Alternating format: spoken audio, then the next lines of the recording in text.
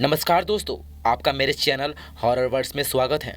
दोस्तों, आज मैं आपके लिए दो डरावनी कहानी लेकर आया हूं, जिसे सुनने के बाद आपके भी रोंगटे खड़े होने वाले हैं।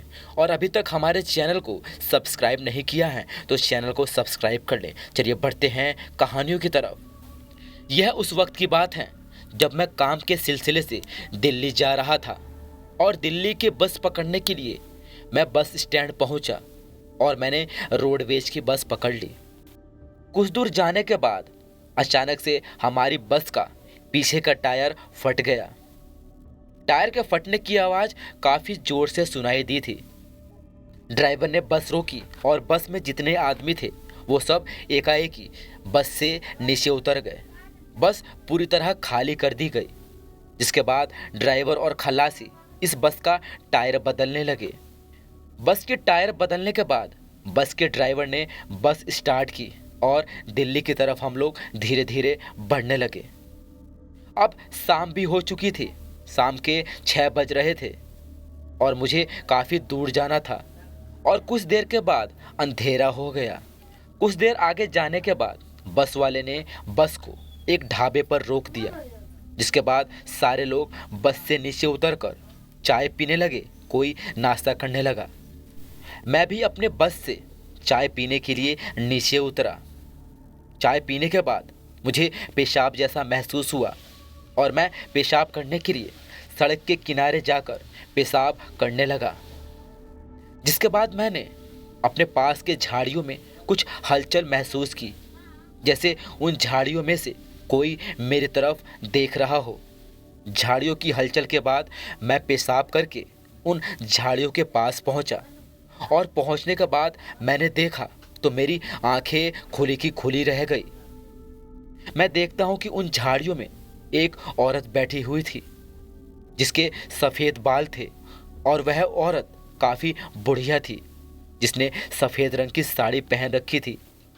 वह मुझे देखने में काफ़ी अजीब और डरावनी लगी, जिसके बाद मैं वहाँ एक सेकंड भी नहीं रुका।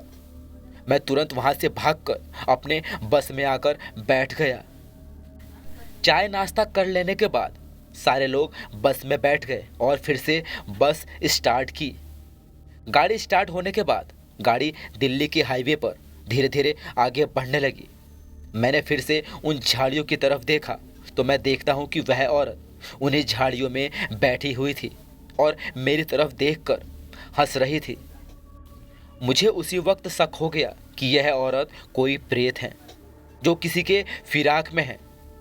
जो कोई आदमी उसे एकांत में मिलेगा वह उसे पकड़कर खाई की तरफ ले जाकर मार देगी और उसका खून चूस लेगी।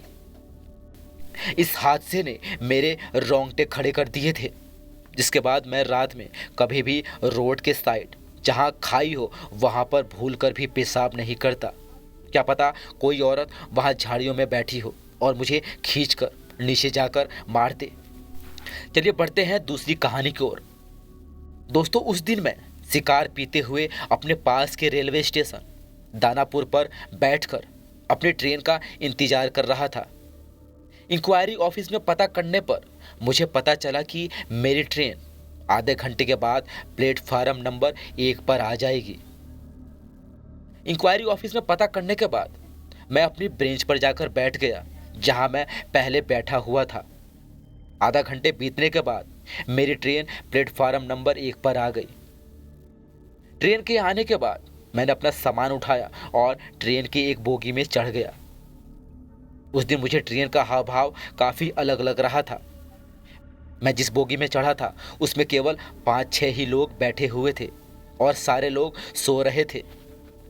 कुछ दूर आगे जाने के बाद ट्रेन एक सुनसान जगह पर खड़ी हो गई, जहां पर प्लेटफार्म नहीं था और वहां पर रोशनी भी नहीं थी।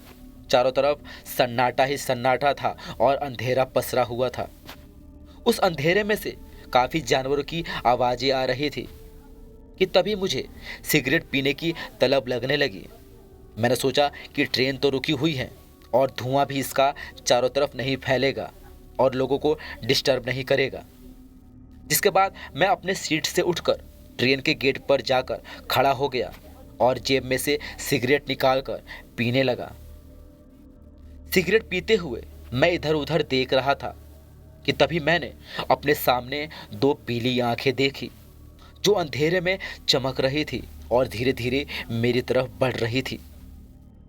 कुछ देर तक तो मैं गेट पर ही खड़ा रहा, लेकिन जैसे ही वह आंखें मेरे पास आई मेरे तो होश उड़ गए।